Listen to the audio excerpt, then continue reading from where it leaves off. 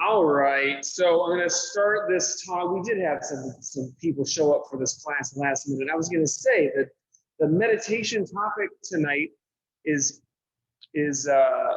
seeing the future. How could that not interest you to show up for a meditation class?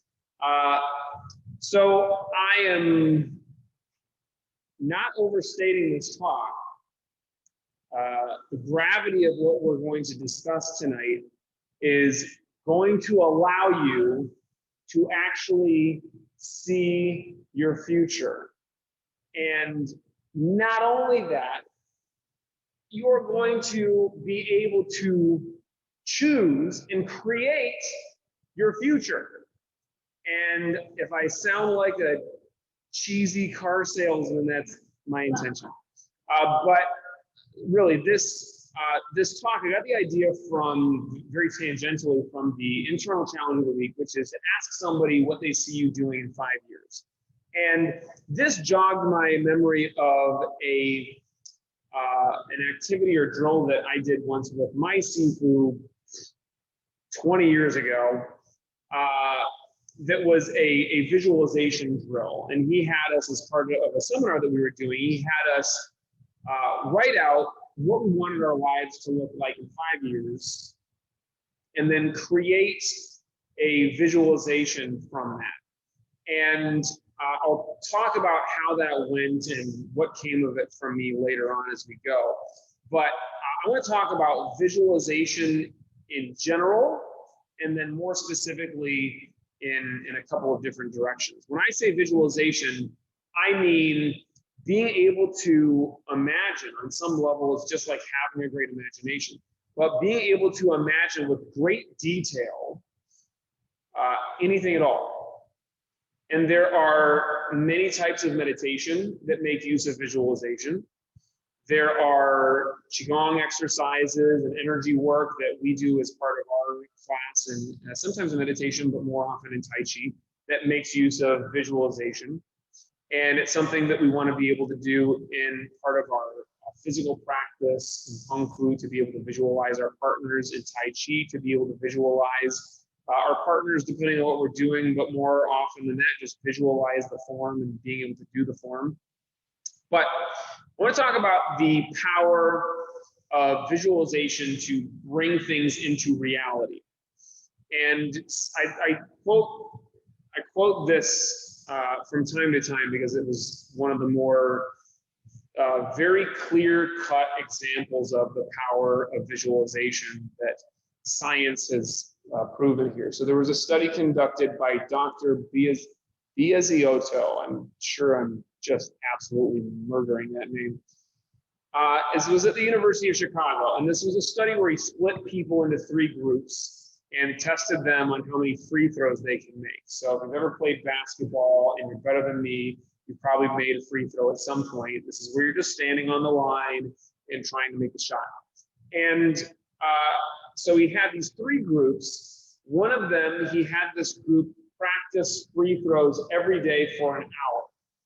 The next group, they just visualized themselves making the free throws. So they just sat there, presumably with their eyes closed, just imagining fully themselves, taking the basketball out, making the shot, and sinking it. It goes in, and they would have gotten the point.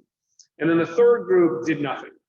So in this experiment, after 30 days, they tested them again. They saw that the first group that had gone out and practiced meditation, actually shooting free throws every day for an hour, improved their free throws by 24%. The second group that did not touch a basketball during this 30-day period, did nothing except for visualize themselves taking free throws and making them, they improved by 23%, almost the same as the group that was actually physically practicing for an hour every single day. And then the third group did not improve at all, which you should expect from a group that did not either touch a basketball or visualize themselves doing anything. This is one real world example that a study showed the actual impact of visualization. But you have all, if you've been practicing for any length of time, you've seen an impact just on an individual level. There's plenty of anecdotal evidence that I can give for myself. I personally, one of my favorite times to practice visualization is when I'm bowling, which I've done probably no more than 20 times in my life. But it's great because you have this pause. I do this more often when I practice martial arts, obviously, but there's a pause. You're just holding the ball and you're looking at the pins. And I close my eyes for a second, and I imagine myself doing, rolling the ball. I don't know what this is called. You bowl. And I imagine the ball hitting the pins and knocking them over. And I improve my chance of getting a strike by some marginal amount if I do that versus just going out and doing it. But I improve my visualization skills a lot because I'm very used to visualizing somebody punching at me and moving out of the way. I'm very used to myself being able to visualize, my body moving through different self-defense scenarios or through the forms. I'm visualizing during energy work and all this stuff, but visualizing this foreign object, this bowling ball, visualizing myself rolling it and seeing all the pins. And I'm not just seeing the pins like they were there and then they disappear. Where did they go? I'm trying to visualize the pins actually knocking into each other like it would actually happen in real life. That is one way that I enjoy really strengthening my imagination, my ability to visualize in great detail. And the more creative you can get with this and the more different ways that you can practice visualization, the stronger your skill will be at it. We do it, as I said before, all the time when we're visualizing, let's say in class, and I'm counting, and you imagine each count is somebody throwing a punch, you move out of the way, and then you visualize where your target is. So the more detailed your visualization is, the closer it will be to real life. What we're trying to get is our visualization to be so strong that it's just like the group of people who visualize themselves making free throws. You're actually improving your physical skill and your ability to do this thing against an actual person. If you're visualizing yourself doing your form in Tai Chi, I love practicing Tai Chi in any way that I can. And there are times where you can't practice Tai Chi, right? You're on an airplane. I did this when I was flying. I think it was a long flight. It may have been my trip to Japan. And I was stuck on the airplane for so long that day I couldn't practice Tai Chi or my forms. So I just sat there with my eyes closed and I did the breath while I was actually imagining myself do the form. And that was a really cool kind of third person view that is fun to practice. Again, the more detail that you get, the more detail ends up actually showing up in your form. So there's another story that I believe is based on some kind of a real story. It has been told in a couple of different ways, but this is just an individual anecdotal evidence, similar idea, but this was a prisoner of war where the story is told that they usually use the name Major James Nesmith, and whether or not this is a real person, we don't know. But the idea is this is a prisoner of war in Vietnam, and he was stuck in prison and not able to golf, and his thing was golfing. He loved golfing, and so he was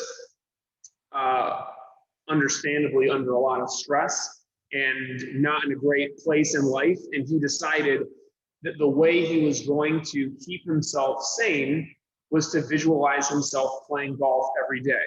And he had his local golf course that he used to play at before he was in service. And he would actually imagine in complete detail. And I want you to try to get the point from this story of the importance of really immersing yourself in the world in your visualization.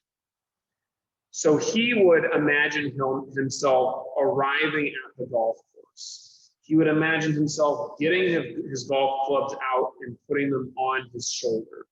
He would imagine himself walking to the first tee, looking at the hole in front of him, taking out his golf club and looking at the golf club, setting his ball in the ground on the tee and addressing the shot, lining himself up.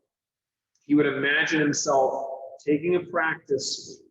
He would then imagine himself, doing the full motion of the swing, hitting the ball, and he would visualize his ball doing exactly what he wanted it to do, going in a straight line and soaring far further than I ever get my drives to go when I play golf once a year.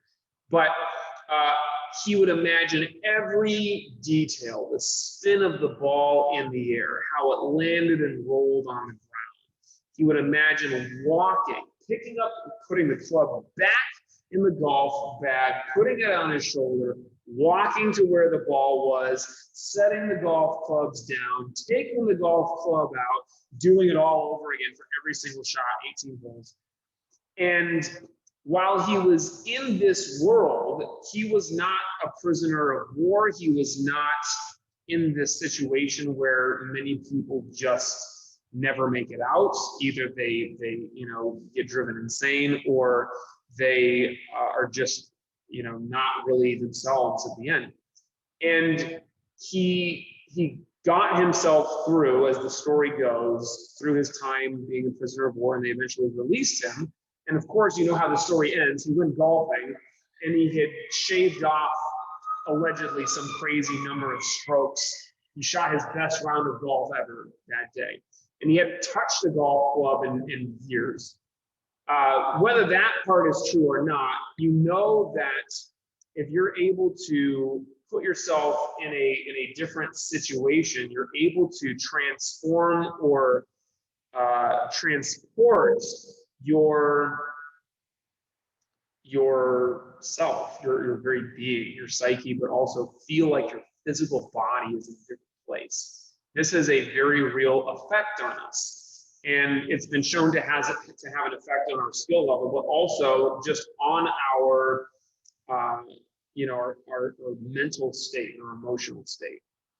So this can have an effect on us if we are visualizing and getting really violent with our visualizations. First of all, when you're visualizing in practice, don't visualize yourself getting punched.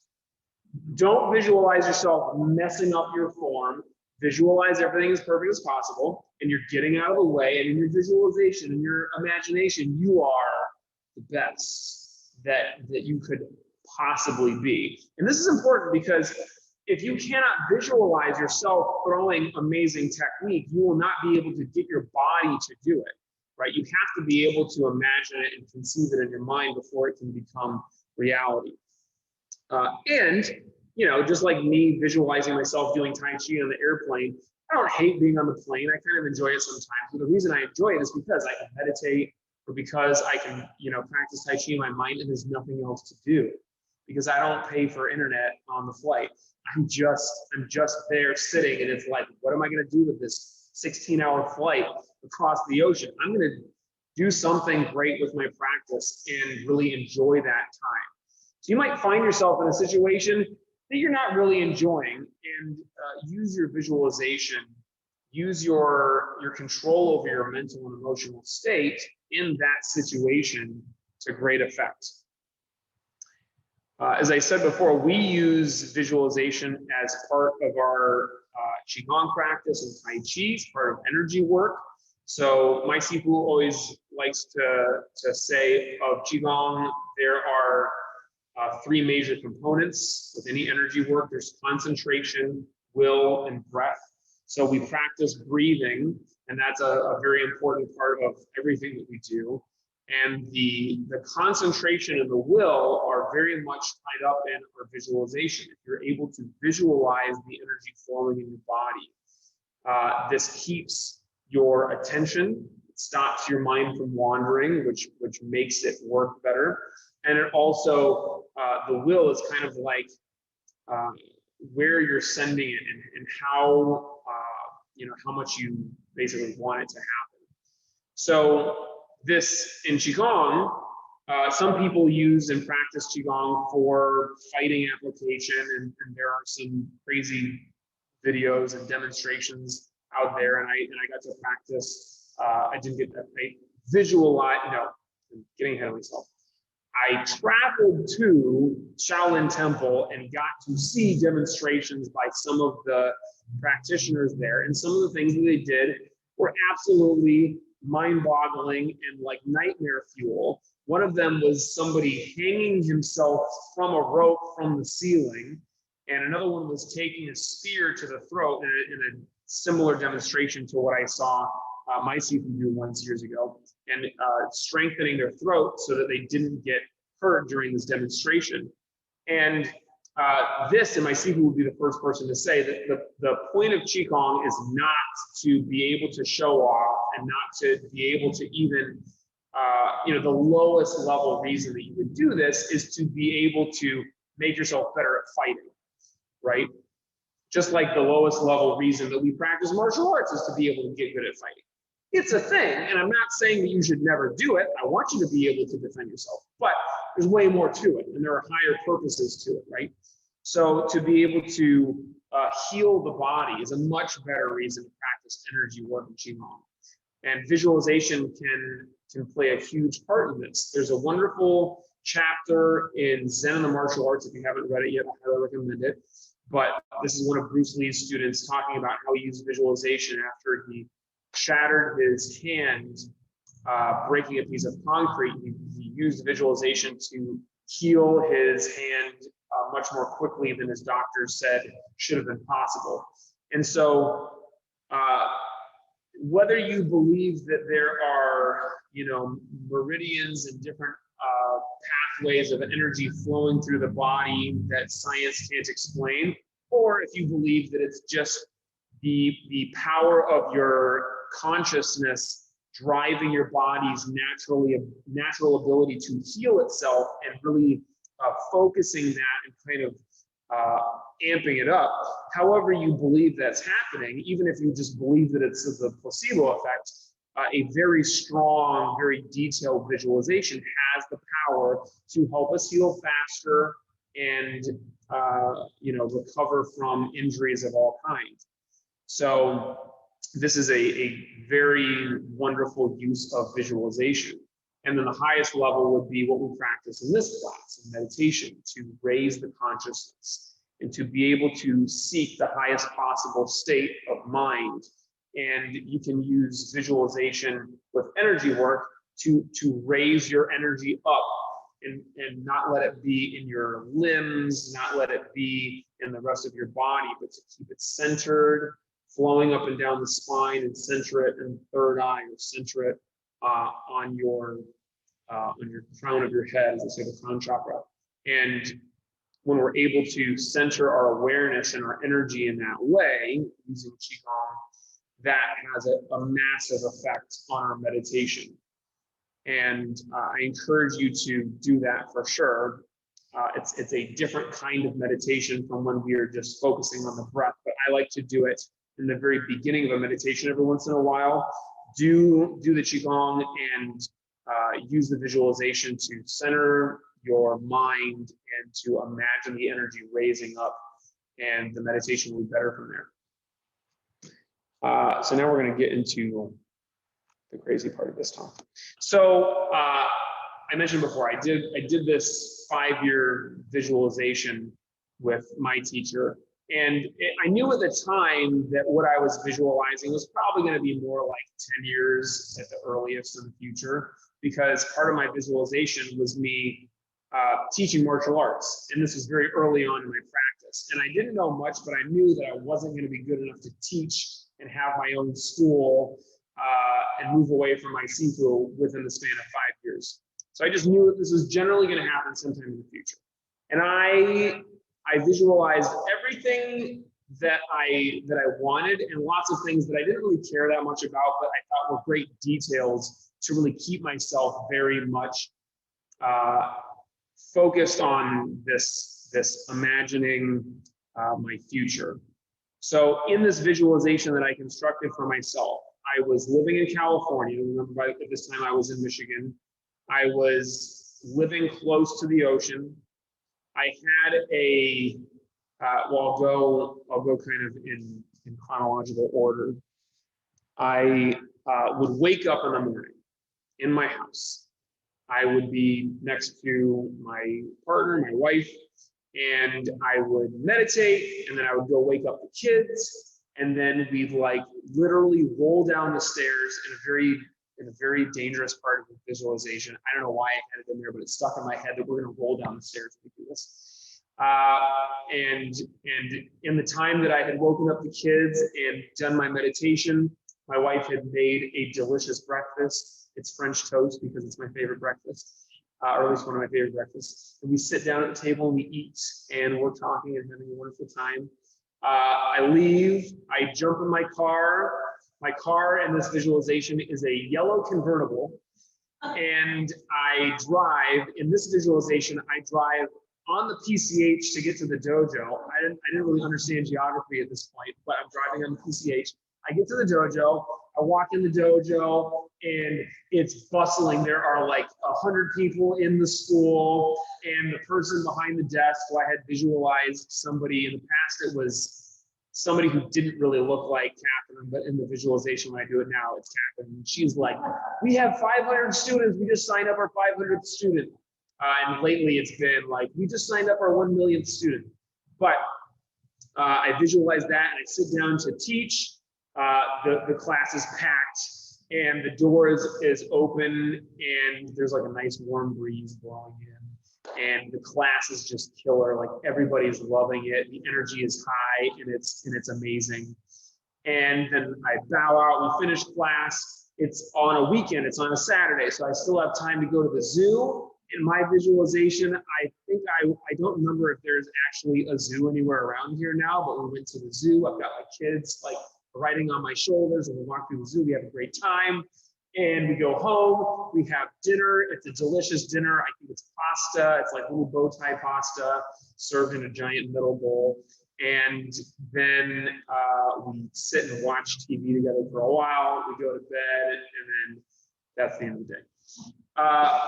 So I have this visualization very detailed, and I did not even go into a tenth of the detail that I actually had in my mind when I went through this, but I'm running out of time, so I gotta get to it.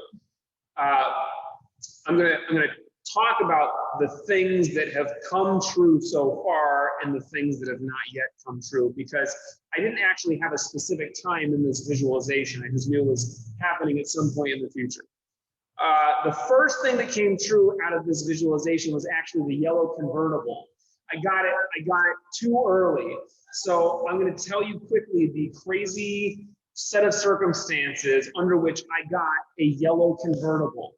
I parked my car when I was living in Michigan under a tree that fell onto my car.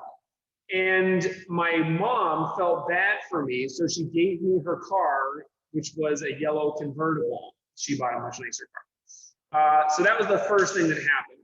Now, when I start talking about the power of visualization, I'm going to very much acknowledge the power of privilege and having, a family in a situation that can make things happen for you very easily. And I'm not going to claim that it's going to work in the same way for everybody. But there is still an aspect to this that is like, visualizations coming true. So I got the car like that. The next thing that happened was I moved to California. So that took much longer. I practiced with my CV for 10 years and had decided I'm going to go and teach in California. And so I made that happen. I drove out here in my yellow convertible and found the original dojo location after 6 months and signed the lease and did all the things, and that part is history. This dojo actually looks more similar to the dojo in my visualization than the old dojo did. So I guess part of having a terrible landlord at the other location was part of my visualization. The next thing that I got in chronological order was I finally, as you guys know, recently got married, and to a wonderful wife who looked not dissimilar to the person I had visualized. I purposely never visualized a face. She was just a woman with hair, and so got that. More recently than that, got the house finally. This house admittedly looks absolutely nothing like the house in my visualization, but it does have 4 walls and a roof, which is amazing. And still waiting on the kids. Still, convincing my wife. But these are, things that I wanted and things that I was already pushing for, aspects that I knew were important to my life. And it would be ridiculous to say that the entire reason that these things happened to me was because I visualized them. But it would also be a little bit negligent to say that the constant work that I did visualizing these things had no impact at all. So it is on the one hand kind of amazing how similar my life is to what I was visualizing about 15 years ago, close to 20 years ago. But it happened. And we can ask and should ask, what is the mechanism that makes this happen? Some people say, if you've ever watched The Secret, they would say, and there are a lot of people that say, well, you're sending your energy and your attention out to the universe and you're kind of drawing things to you. I think that is a bit of an oversimplification, but there's certainly something to that. And if you believe that strongly enough, I think it will help things happen for you. I personally believe that if I visualize myself getting a parking spot in front of the dojo, it's because it's impacting the way that I am, on a subconscious level, how quickly or slowly I get to the dojo, the route that I take to find the right parking spot so that I'm here before the car that's right behind me that wants to get that spot. Yet it works, when I visualize myself getting the parking spot, sometimes it actually happens. There's another side to this, which is if I visualize myself getting the parking spot in front of the dojo every single day, of course it's bound to happen. And then in my mind, I'm like, yeah, it's because I visualized it. And it was really just the power of the odds eventually coming through. And of course, there is a huge part of this that is, confirmation bias. I am looking for the connections so that when they show up, it's something that I'm kind of overblowing the impact of that in my mind. And there is certainly a part of that is a connection that we're seeing where it might not necessarily exist. Yet we know, studies and science know that have proven that there is a connection here. And at the very least, even if you think that this is all complete nonsense and hooey, you know that what you think about the most, or what you think about repetitively throughout the day and throughout your life, is more likely to happen, if for no other reason than because it's in the forefront of your consciousness and you're finding ways to make it happen. I believe that it has a little bit more of a subtle impact than that, at the very least on your subconscious and the way that you're acting, even in ways that you don't know. But for sure, the thoughts that we have and the ways that we program our consciousness and the way that we program our minds to think, the things that are always there in the forefront of our mind will come to pass through some way or another, whatever the mechanism is. The reality is that visualization will have a strong impact, both in the positive and in the negative. So you got to be specific with this. If you are visualizing yourself, getting punched in your combinations, then it's more likely that that's going to happen. And I could have visualized myself with a yellow convertible, and I ended up having to rent one because the tree fell on my car. So you never know how it's going to turn out, but the more specific and the more complete our visualization is, the more likely that we're going to be able to make it happen. And the more fully It transports our awareness, our consciousness, our full being into that place. So if you're using it for meditation purposes, you want this to be so complete that it takes up your whole being, your whole consciousness. All of your awareness is poured into the visualization. It's as detailed as possible. You're visualizing the energy flow in your body. You're not just visualizing like, well, it started here and now it's up here. You're visualizing all the pathways that it takes, whatever, however that is for you. You're visualizing it with your body's feeling. You're actually feeling flow of energy. You're feeling it, move up with your breath as you inhale, the energy flowing up. And so this practice of visualization, being very strong, very committed, and very complete with our consciousness, is going to have an impact on you in some way, shape, or form. The more you practice, the more of an impact it has. And if you visualize to bring yourself more fully into your meditation, this will have an immediate impact in this moment. So that's what we're going to do right now. Sit comfortably.